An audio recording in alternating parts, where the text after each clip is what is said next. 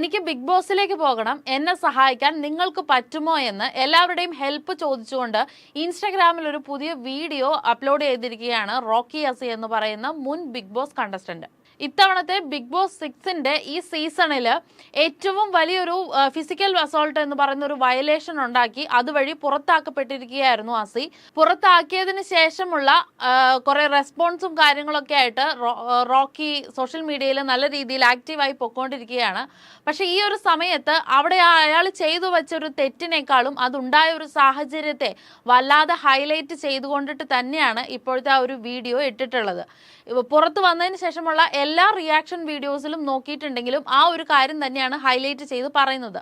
ഒട്ടും ഞാൻ പ്ലാൻ ചെയ്ത് ക്രിയേറ്റ് ചെയ്ത ഒരു സംഭവമായിരുന്നില്ല അതെന്നും സിജോയുടെ ആക്ഷൻ്റെ ഞാൻ നൽകിയ ഒരു റിയാക്ഷൻ മാത്രമായിരുന്നു ആ ഒരു സംഭവം എന്നും തൻ്റെ ചെയ്തിയെ ന്യായീകരിച്ചു കൊണ്ടിട്ട് തന്നെയാണ് റോക്കി ഇപ്പോൾ നിലവിൽ പുറത്തു പറയുന്നത്. മനഃപൂർവ്വം പ്രവോക്ക് ചെയ്തതുകൊണ്ട് മാത്രമാണ് റോക്കി സിജോയെ അടിച്ചതെന്നും അല്ലാതെ ഞാനായിട്ട് അതിലേക്ക് ഒരു സംഭവം ഉണ്ടാക്കിയിട്ടില്ല അല്ലെങ്കിൽ അതിനുള്ളൊരു സാഹചര്യം ക്രിയേറ്റ് ചെയ്തിട്ടില്ല എന്നതാണ് റോക്കി പറയുന്നത്. പക്ഷേ ഈ ഒരു സീൻ കണ്ടുകൊണ്ടിരുന്ന പ്രേക്ഷകർക്ക് അത് കൃത്യമായി മനസ്സിലാകും എന്താണ് സംഭവിച്ചതെന്നുള്ളത്. എത്രത്തോളം പ്രവോക്ഡ് ആയി എന്ന് പറഞ്ഞാലും ബിഗ് ബോസിൽ പാലിക്കേണ്ട കുറച്ച് കാര്യങ്ങളുണ്ട്, അത് റോക്കി പാലിച്ചിട്ടേ ഇല്ല എന്ന് തന്നെയാണ് പറയേണ്ടിയിരിക്കുന്നത്. അതോടൊപ്പം റോക്കി ആയിട്ടല്ല അസി ആയിട്ടാണ് ഞാനിത് നിങ്ങളോട് റിക്വസ്റ്റ് ചെയ്യുന്നത് എന്ന് കൂടി പറയുന്നുണ്ട്. അതിൽ റോക്കി പറയുന്ന ആ ഒരു സ്റ്റേറ്റ്മെന്റിൽ വ്യക്തമായി മനസ്സിലാവുന്നുണ്ട് റോക്കി എന്ന് പറയുന്ന ക്യാരക്ടർ വളരെ മോശമായിട്ടുള്ളൊരു ക്യാരക്ടർ ആണെന്ന്. അസിയായിട്ട് നിന്നുകൊണ്ട് നിങ്ങളോട് ഞാൻ ഈ സഹായം ചോദിക്കുന്നു എന്നതാണ് റോക്കി അതിൽ ഉദ്ദേശിക്കുന്നത്. എൻ്റെ 6 വർഷത്തെ കാത്തിരിപ്പാണെന്ന് എഗെയിൻ അയാൾ ഇതിൽ റിപ്പീറ്റ് ചെയ്ത് പറയുന്നുണ്ട്. എൻ്റെ 6 വർഷത്തെ കാത്തിരിപ്പും ഡെഡിക്കേഷനും ഹാർഡ് വർക്കുമാണ്. അതുകൊണ്ടിട്ട് എല്ലാവരും എന്നെ സപ്പോർട്ട് ചെയ്യുകയാണെങ്കിൽ എനിക്ക് വീണ്ടും ബിഗ് ബോസ് ഹൗസിലേക്ക് പോകണമെന്നതാണ് റോക്കി പറയുന്നത്. പക്ഷേ ഈ ഒരു സംഭവത്തിൽ പ്രേക്ഷകർ ഉൾപ്പെടെയുള്ളവർക്ക് തോന്നുന്ന ഒരു ഡൗട്ട് എന്താണെന്ന് വെച്ചാൽ നിലവിൽ ബിഗ് ബോസ് ഹൗസിലെ കണ്ടന്റുകൾ വല്ലാണ്ട് കുറഞ്ഞുകൊണ്ടിരിക്കുകയാണ്. സിജോയോ റോക്കിയും രതീഷും എല്ലാവരും പുറത്തുപോയി. ഈ കഴിഞ്ഞ 2 ആഴ്ചക്കുള്ളിൽ തന്നെ 6 കണ്ടസ്റ്റന്റുകളാണ് വീട്ടിൽ നിന്നും പുറത്തു പോയിരിക്കുന്നത്. സിജോ പുറത്താക്കപ്പെട്ടിട്ടില്ല എന്നുണ്ടെങ്കിൽ പോലും വീട്ടിലില്ല. അതുകൊണ്ട് തന്നെ കണ്ടന്റ് നല്ല രീതിയിൽ ആ വീട്ടിൽ കുറഞ്ഞിട്ടുണ്ട്, റേറ്റിംഗും കുറഞ്ഞിട്ടുണ്ട്. ബിഗ് ബോസിന്റെ റേറ്റിംഗ് കുറഞ്ഞ ഒരു സാഹചര്യത്തിൽ ബിഗ് ബോസിന്റെ ക്രൂ ചേർന്നുകൊണ്ട് തീരുമാനമെടുത്ത ഒരു തീരുമാനമായിരിക്കാം ഈ റോക്കിയുടെ റീ എൻട്രി. അപ്പോൾ അതിന് ഒരു നാടകീയമായ ഒരു സാഹചര്യം ആവശ്യമാണ് എന്നുള്ളത് കൊണ്ട് മാത്രം റോക്കിയെ കൊണ്ട് ഇങ്ങനൊരു വീഡിയോ ചെയ്യിപ്പിച്ച് പോസ്റ്റ് ചെയ്യിച്ചിരിക്കുന്നതാണ് എന്ന തരത്തിലുള്ള പ്രേക്ഷകരുടെ പ്രതികരണങ്ങളാണ് ഇപ്പോൾ നിലവിൽ സോഷ്യൽ മീഡിയയിൽ ഈ ഒരു റോക്കിയുടെ വീഡിയോയ്ക്ക് താഴെ വന്നുകൊണ്ടിരിക്കുന്നത്. കാര്യം ഞാനിപ്പോ ഒരു കാര്യം പ്രധാനമായിട്ട് പറയാനാണ് ഞാൻ ഈ ഒരു വീഡിയോ ഇപ്പൊ ചെയ്യുന്നത്. കാര്യം എന്ന് വെച്ച് കഴിഞ്ഞാല് ഒരാളിന്റെ ആക്ഷന്റെ വിപരീതമായിട്ടുള്ള ഒരു റിയാക്ഷൻ മാത്രമായിട്ടാണ് ഞാൻ അതിനെ കാണുന്നത്. കാര്യം എന്ന് വെച്ചാൽ എനിക്ക് ഒരിക്കലും ഞാൻ ഉള്ളിന്റെ ഉള്ളിൽ എനിക്ക് ഒരു പ്ലാനോ അല്ലെങ്കിൽ അങ്ങനെ ഒരു സംഭവം അവിടെ ഉണ്ടാവണമെന്ന് ഞാൻ ഒരു പെർസെന്റേജ് പോലും ആഗ്രഹിച്ചിരുന്ന ഒരാളല്ല. കാര്യം ഞാൻ അവിടെ എൻ്റെ കാര്യം ഞാൻ പറഞ്ഞില്ലേ, ഞാൻ എൻ്റെ 6 വർഷത്തെ കാത്തിരിപ്പാണ്. എൻ്റെ 6 വർഷത്തെ കാത്തിരിപ്പിനൊടുവിൽ സംഭവിച്ചു. അപ്പൊ ഞാൻ അങ്ങനെ വന്നിട്ട് ഞാൻ 100 ദിവസത്തെ ഡ്രസ്സും എടുത്തിട്ട് ഞാൻ ഇത്രയും ഡെഡിക്കേഷനായിട്ട് ഞാൻ അവിടെ വന്നിട്ട് ഓരോ സെക്കൻഡും നിങ്ങൾക്കത് ആ ഷോ കാണുമ്പോൾ അറിയാൻ പറ്റും. ഒരു രീതിയിൽ പോലും ഞാൻ ആ ഷോയ്ക്ക് എതിരായിട്ടോ അല്ലെങ്കിൽ അത് കാണുന്ന പ്രേക്ഷകർക്ക് പിന്നെ എഗെയിൻസ്റ്റ് ആയിട്ടോ അല്ലെങ്കിൽ അവിടുത്തെ കണ്ടസ്റ്റന്റിന് പിന്നെ ഒരു ഹാംഫുൾ ആയിട്ടുള്ള രീതിയിലോ ഒന്നും ഞാൻ ആക്ഷനൊന്നും ഞാൻ ചെയ്തിട്ടില്ല. പക്ഷേ നിലപാടുകൾ അവിടെ ഉച്ചത്തിൽ വിളിച്ചു പറഞ്ഞാൽ മാത്രമേ നിലപാടുകൾ കേൾക്കുന്ന ഒരു സ്ഥലമാണ്. അത് മാത്രമല്ല നിങ്ങൾ മനസ്സിലാക്കേണ്ടത്, അവിടെ ഉള്ളവരൊന്നും പിന്നെ ബുദ്ധിയില്ലാത്ത ആൾക്കാരോ എന്നിലും കുറഞ്ഞ ആൾക്കാരോ ഒന്നും അല്ല അവിടെ ഉള്ളത്. അവിടെ ഉള്ളവർ അതിബുദ്ധിമാന്മാരും.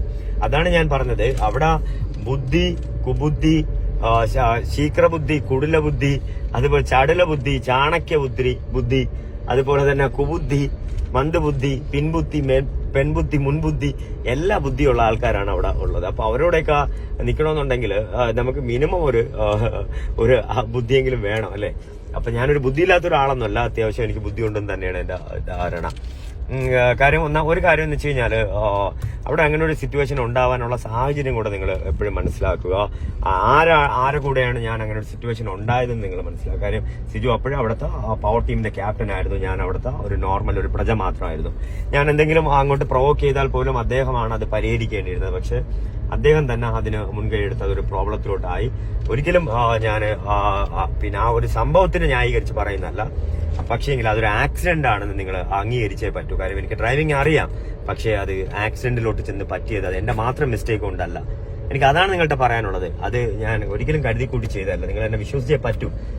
റോക്കി നിങ്ങൾക്ക് ഒരു പെർസെന്റേജ് എങ്കിലും നിങ്ങൾക്ക് അവിടെ ആ ഒരു ഷോയില് 1% എങ്കിലും നിങ്ങളെ ഞാൻ തൃപ്തിപ്പെടുത്തിയിട്ടുണ്ടെങ്കിൽ മാത്രം നിങ്ങളൊന്ന് ആത്മാർത്ഥമായിട്ട് ഒന്ന് ചിന്തിച്ചിട്ട് വേണം ഇതിന് മറുപടി പറയാൻ വേണ്ടിയിട്ട്.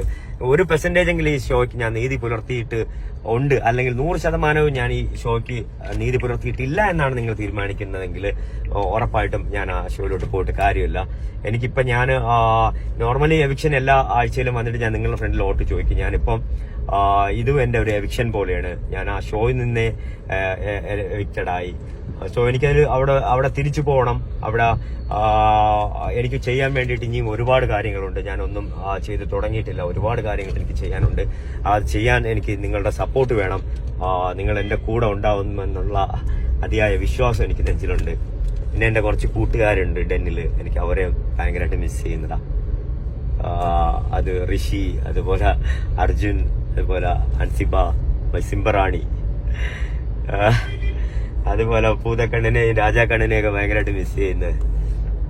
അപ്പൊ നിങ്ങൾ അനുവദിക്കുകയാണെങ്കിൽ ഞാൻ വീണ്ടും തിരിച്ചു പോകും. എന്നിൽ എന്തൊക്കെയോ എങ്കിലും കുറ്റങ്ങളും കുറവുകളൊക്കെ ഉണ്ടായിട്ടുണ്ട്. കാര്യം ഞാൻ മനുഷ്യനാണ്, ഞാൻ നിങ്ങളെപ്പോലെ പച്ചയായ ഒരു മനുഷ്യനാണ്. അപ്പം അതുകൊണ്ട് എന്നിലുണ്ടായ ഒരു തെറ്റ് നിങ്ങൾക്ക് ക്ഷമിച്ചു തരാൻ പറ്റൂലേ? റോക്കിക്ക് തെറ്റ് പറ്റിയെങ്കിൽ എന്റെ കൂടെ ഉള്ളവരെന്റെ ക്ഷമിച്ചു തരാൻ പറ്റൂല്ലേ? പറ്റുമോ? നിങ്ങൾ ക്ഷമിച്ചു കഴിഞ്ഞാല് ഞാൻ അതിലോട്ട് പോകും. റോക്കി ആയിട്ട് തന്നെ. ഓക്കെ, കാര്യം വെച്ച് കഴിഞ്ഞാല് എനിക്ക് പുറത്തിറങ്ങിയപ്പോഴത്തേക്ക് ഒരുപാട് ആൾക്കാര് എന്റെ അടുത്തൊന്ന് ചോദിച്ച ചോദ്യം എന്ന് വെച്ച് കഴിഞ്ഞാല് നിങ്ങൾ എന്തിനാ അങ്ങനെ ചെയ്തത്, നിങ്ങൾ എന്തിനാ അങ്ങനെ ചെയ്തതെന്ന്. എനിക്ക് അത് കേട്ടപ്പോഴാണ് ഞാൻ ഒരുപാട് ആൾക്കാരെ നിരാശപ്പെടുത്തിയെന്ന് എനിക്ക് തോന്നി. ഒരുപാട് ആൾക്കാരെ. അപ്പൊ അതിനൊക്കെ കൂടെയാണ്. പിന്നെ എന്റെ 6 വർഷത്തെ ഒരു സ്വപ്നം കൂടെ അല്ലേ, അതുകൊണ്ടല്ലോ അതും തകർന്നു പോയാല് ആർക്കെങ്കിലും സഹിക്കാൻ പറ്റും. 100 ദിവസത്തെ ഡ്രസ്സും കൊണ്ടാണ് ഞാൻ അവിടെ പോയത്. അപ്പൊ ഇപ്പൊ ഞാൻ നിങ്ങളുടെ സംസാരിക്കുന്ന അസിയായിട്ടാണ് കേട്ടോ, റോക്കി ആയിട്ടല്ല. 100 ദിവസത്തെ ഡ്രസ്സും കൊണ്ടാണ് ഞാൻ പോയതേ. അതില് എനിക്ക് 15 ദിവസമേ എനിക്ക് അവിടെ നിൽക്കാൻ പറ്റുള്ളൂ.